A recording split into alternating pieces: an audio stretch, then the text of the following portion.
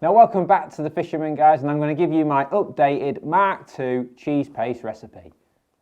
Now 2 years ago on my Match Fishing Films YouTube channel, I did a cheese paste recipe, and it's a one that served me very, very well. It had breadcrumbs in it, it had different types of cheeses, it had some oils in it, it had all sorts of stuff. It was very, very good, it was very effective, I caught loads of fish on it.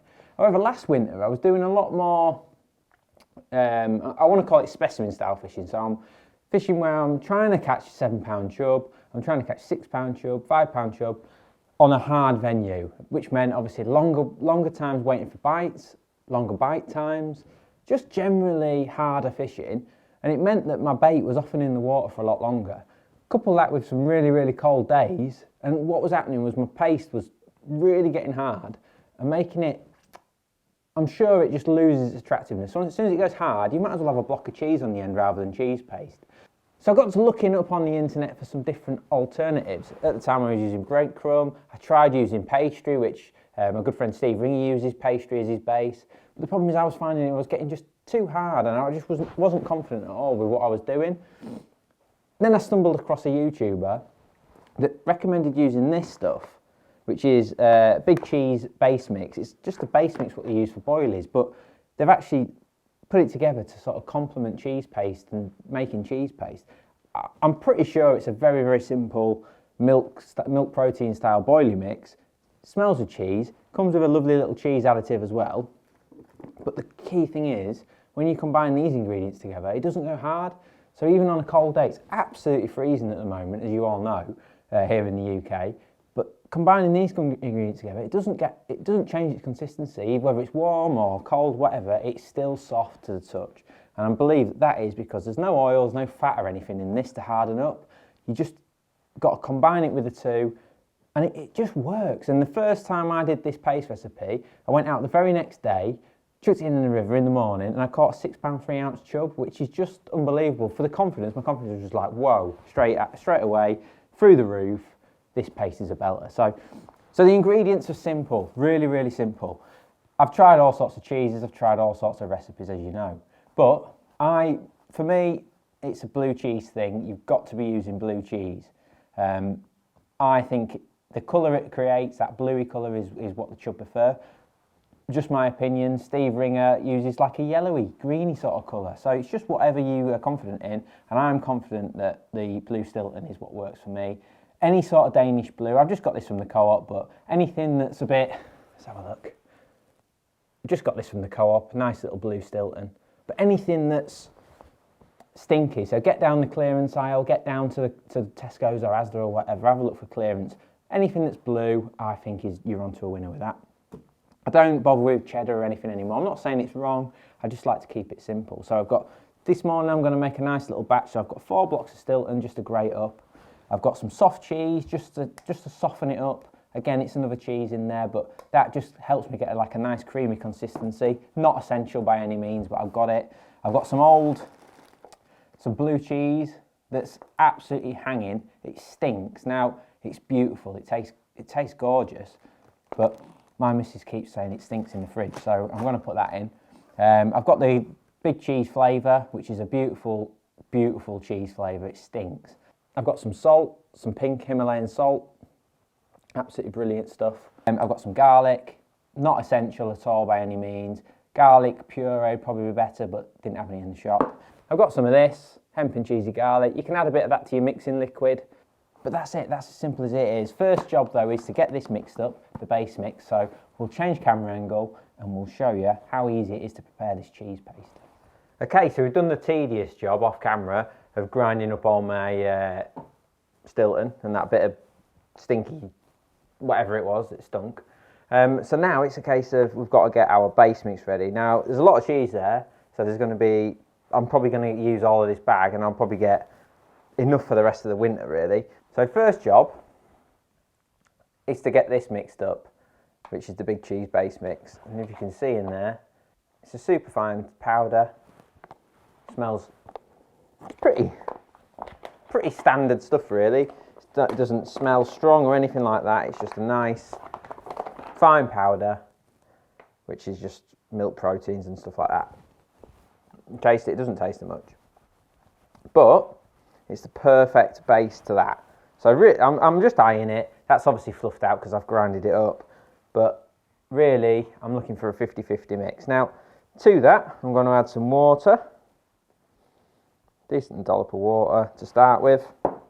And then a bit of this, which is the additive, which is a beautiful creamy cheesy smell actually. I mean, it stinks, but it's not offensively bad. I'm actually going to put quite a lot of that in because I'm being brave. I don't think you can overdo it, so I'm actually going to put my garlic in there as well. I'd have preferred garlic salt, but we haven't got any, so put plenty of that in. And I'm also going to put my salt into this bit just to try and help mix it up. I'm never frightened of putting plenty of salt in because I think the fish love it. So let's get our hands in, get this all mixed in. I can already see, I'm glad I'm doing this while Amy's out. I can already see that that is nowhere near wet enough, so let's crumble it up. Let's get it a bit more water. You're looking for a nice sort of crumbly texture to then put the cheese through it. Oh, that stinks beautiful. I reckon you could use that on its own like that and you'd catch loads of fish on it without even adding the cheese, to be honest. I think it's a nice product, that is. Look at that. Look, you see? It's like a crumbly texture already. I'm going to add a little touch more.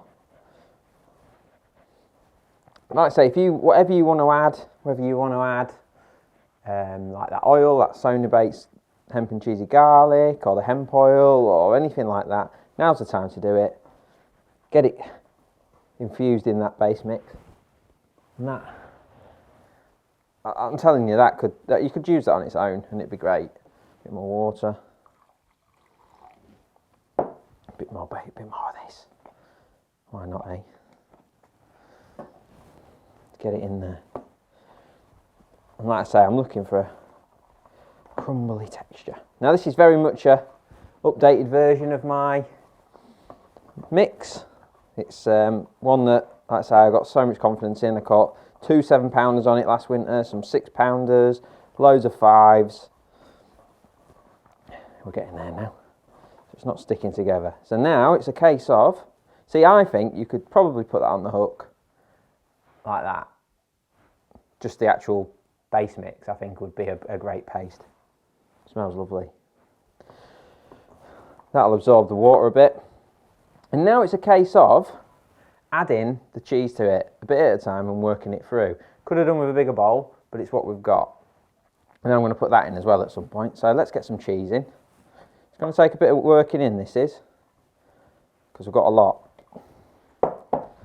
Might even pay me to do it in a couple of batches, but the idea is to just, you want it as smooth as you can get it.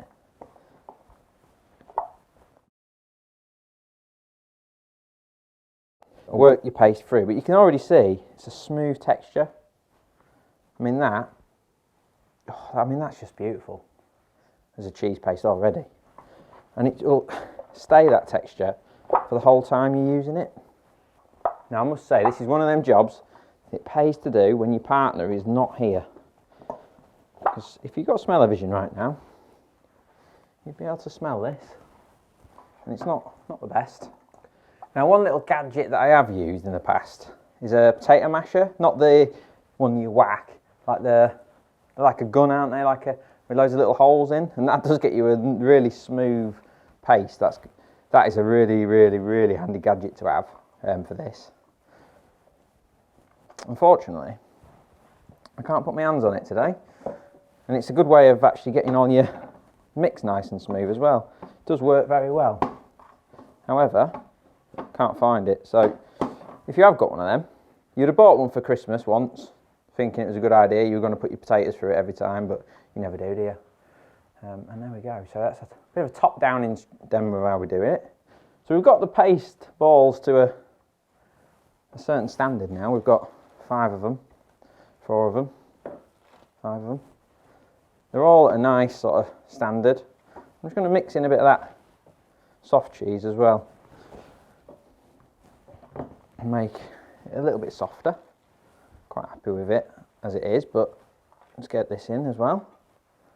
Never hurts to get a bit more cheese in. It smells lovely, I've got to say. happy to have that for my lunch. And that's it. So we'll mix that in. It's going to be icky, this one.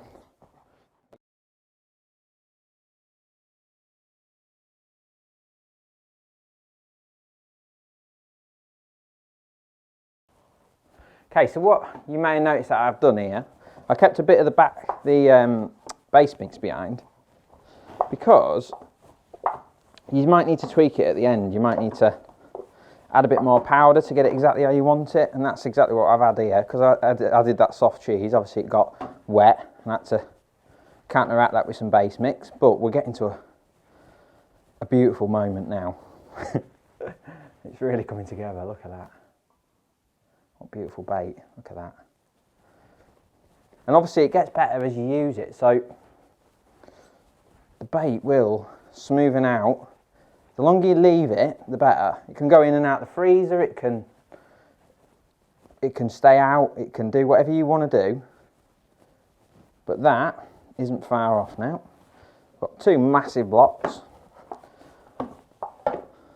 It's got a little tiny tacky feel to it, which I'm going to try and iron out by adding a touch more powder. As you see, I'm just sprinkling a bit on. If you ever made a dough or anything like that, a little bit like that. I'm just working it in. I want it soft and smooth, but obviously you don't want to get in a mess. I can't, honestly, the smell is so nice. I bet if you ate that, it'd be gorgeous.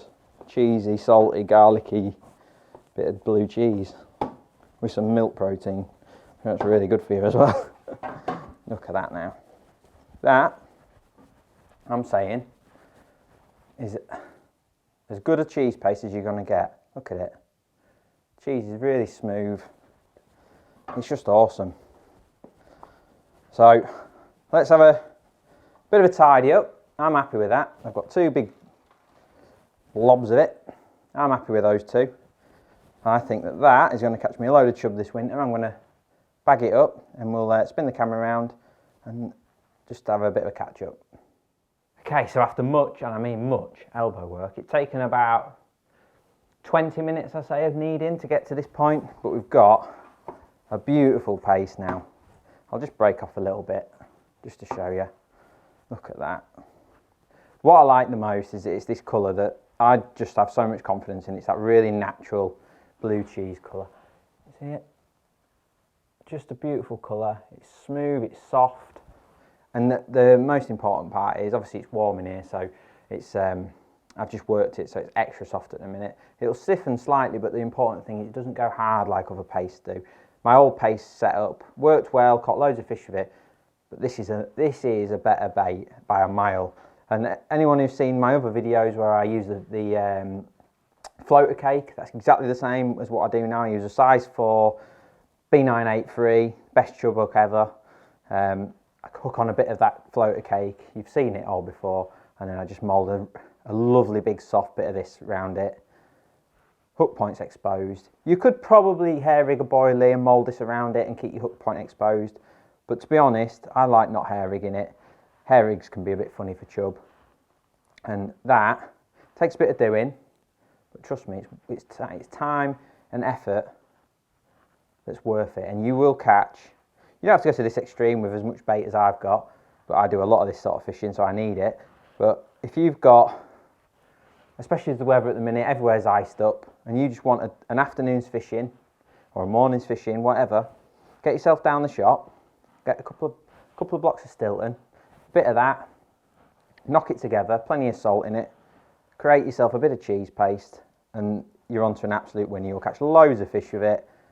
It's a deadly bait. Honestly, this time of year when the water's at its coldest, it is the best bait to use for chub by a mile. So there you go, Mark II version of my paste. This is the one I'm going to be using forever now because I just love it. And until that company stops selling that base mix, which who knows, they might do. They might have already stopped selling it. I don't know. I bought it last year, but that combination with that base mix, oh, it just smells great. It just smells great.